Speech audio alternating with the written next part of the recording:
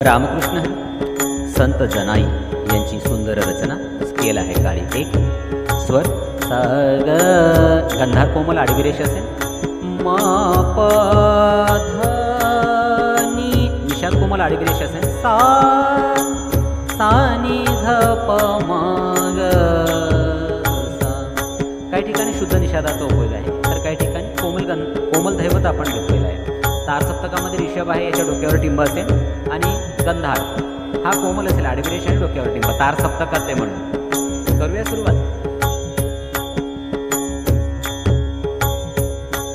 जनाई करीते हरी भजन, जनाई करीते हरी भजन. दलित से देवकी नंदन, दलित से देवकी नंदन, दलित से